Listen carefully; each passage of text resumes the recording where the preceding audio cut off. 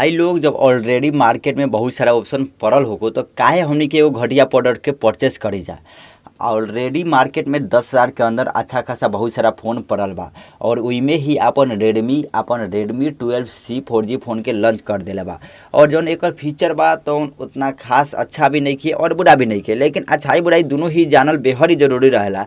और सबसे ज़रूरी बात तो ई रहेला कि भाई तू लोग भोजपुरी में टेक्निकल वीडियो देखता लोग, वो भी सच्चाई के साथ सब पोल खोल के रख देनी वीडियो में, तो काहे ना चैनल के सब्सक्राइब कर लोग, चैनल के सब्सक्राइब कर लिहल करो लोग भाई लोग, मजा दे भाई लोग। आज के वीडियो में हम एकरा से अच्छा फ़ोन भी बताएं 10,000 के अंदर, और ई भी फ़ोन के पूरी सच्चाई खोल कर रख दें कैसन बा कैसन नहीं है। तो चलो भाई लोग बिना देर किए हमने के वीडियो कर जा शुरू।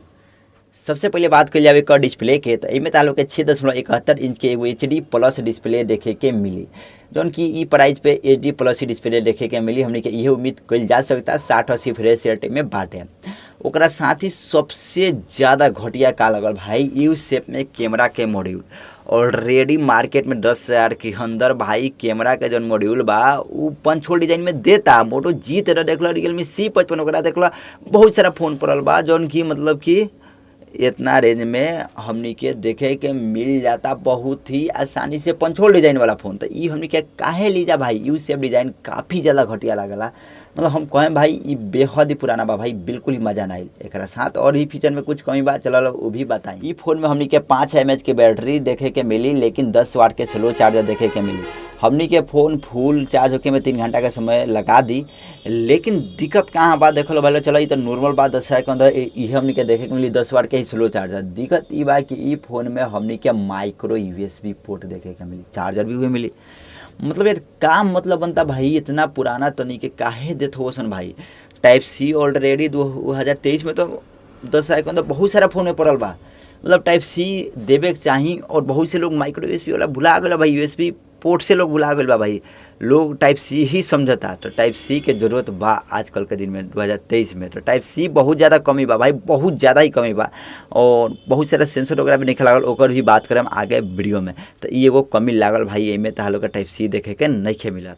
एमे हमनी के MediaTek के Helio G85 वाला प्रोसेसर देखे के मिली, जौन की गेमिंग खातिर तो उतना अच्छा नहीं है, परंतु ठीक ठाक बा, तनी गर्म होला, परंतु नॉर्मल यूज हमनी के एमे कर सकते हैं जा।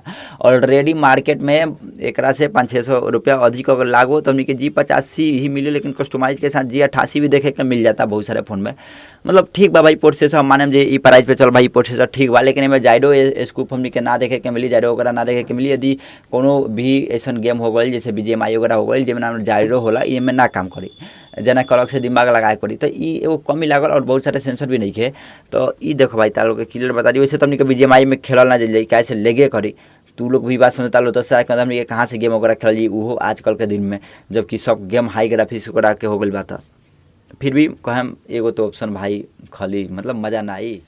कैमरा के बात कर जाओ तो एकरा बैक में तालो के 50+ 2 MP के कैमरा देखे के मिली, 50 MP के कैमरा प्राइमरी आ 2 MP के डेप्थ वाला देखे के मिली, आ साथ ही में 5 MP के सेल्फी कैमरा देखे के मिली। ऑलरेडी मोटो G13 में तालो के 8 MP के सेल्फी कैमरा देखे के मिलता, 50+ 2 MP को में तो कैमरा देखे के मिलता। चलो वो मतलब नहीं कैमरा, लेकिन 5 MP के में देता, 8 MP को में देता। और कैमरा क्वालिटी वाकई फ्रंट वाला घटिया बा, बैक वाला तो ठीक ठाक बा, मतलब प्राइस पे ठीक ठाक बा, लेकिन फ्रंट वाला कैमरा क्वालिटी काफ़ी ज़्यादा घटिया बा, मतलब मज़ा ना आइल बिल्कुल भी।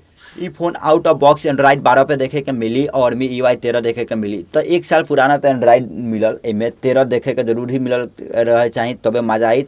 और मतलब दिक्कत बा भाई, मतलब 1 साल पुराना में हमने चल गई नहीं जाता, मजा ना आइल भाई। काहे कटआउट के ले बा भाई, दाम में भी कटआउट नहीं के, एमे काहे कटआउट के ले। एंड्रॉइड ऑलरेडी मोटो G13 ओकरा में देखे के मिलता, एमे नहीं के मिले। तो वादा भी नहीं के कि हम कितना साल के OS अपडेट देम कि ना देम, कोनो भी वादा इन नहीं के कले। लेकिन एगो चीज़ हमें अच्छा लगल, एमे तालो के MIUI के डायलर देखे के मिली, जाने से तू लोग यदि फोन वगैरह लगाओ तो रिकॉर्डिंग करे चाहता लोग तो बोली ना, यो कॉलिंग नाउ बिन रिकॉर्डेड वगैरह वाला बात ना बोली, चुपचाप रही, आ केहू के भी पता ना चले कि फ़ोन रिकॉर्डिंग होता। तो ये में अच्छा फीचर लागल। ई फ़ोन में हमनी के बैक में फिंगरप्रिंट देखे के मिली, और बैक वाला जौन फिंगरप्रिंट बा ठीक ठाक बा, अब ना मतलब कम थोड़ा पोजीशन ऊपर बा, लेकिन चलो माने कि बैक में फिंगरप्रिंट तो दिले बा कम से कम।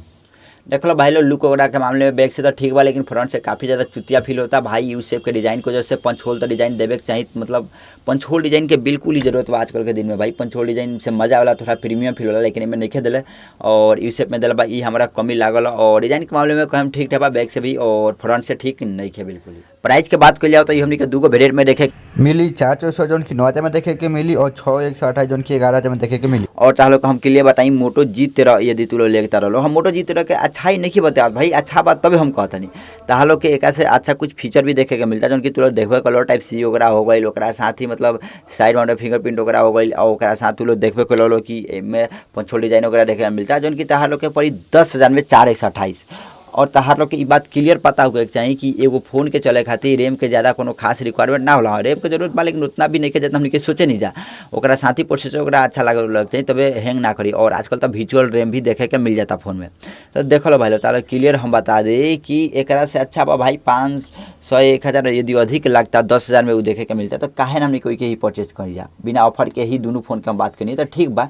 और देख लो एजा यदि तू लोग और एगो फोन बा Realme C55 अगर ओकर बात कर जाओ तो एक से देख लो भाई 2000 अधिक लगता है, 11,000 में वो मिलता है 464। तो Helio G88 वाला प्रोसेसर में देखे का मिलता है, मतलब चलो ओके तो हम ना कम सुझाव ना कम थोड़ा 1-2 हज़ार ज़्यादा ही अधिक हो जाता है। और ओकरा साथ मतलब फीचर तो ओकरो अच्छा बा भाई, जौन कैमरा के मॉड्यूल ओकरा बाद सब कुछ अच्छा बा, कैमरा वगैरह सब कुछ अच्छा बा। साथ में यदि हमनी के जब 11,000 में 6/128 लेते हैं तो भाई हमनी के अलग अलग बहुत सारा अवेलेबल बा मार्केट में जाना के रिव्यू कैले बानी अपना चैनल पे जाके एक बार चैनल पे वीडियो देखल तालो के बहुत ज़्यादा पैसा बचे। ई फोन हम लेवे के ना ही तालो कहम तो अच्छा रही। ई एगो 4G फोन और 4G फोन 10,000 के अंदर देखे के ही मिली। तो भाई लोग कमेंट करके बताइए लोग ई फोन तालो के कैसा लगल, अच्छा लगल तो कमेंट जरूर ही करिए लोग, ना लगल तबो कमेंट करिए लोग। आ भोजपुरी में टेक्निकल वीडियो देखता लोग ऐसे चैनल के सब्सक्राइब करके बेल आइकन के दबा दिए लोग। ई वीडियो को हम नहीं चाह ज़्यादा लंबा खींचे, ऐसे वीडियो के एजा हम करे चाहे हम समाप्त मिलते हैं लोग से अगला वीडियो में। तब तक खातिर बाय बाय, जय हिंद, जय भारत, जय बिहार।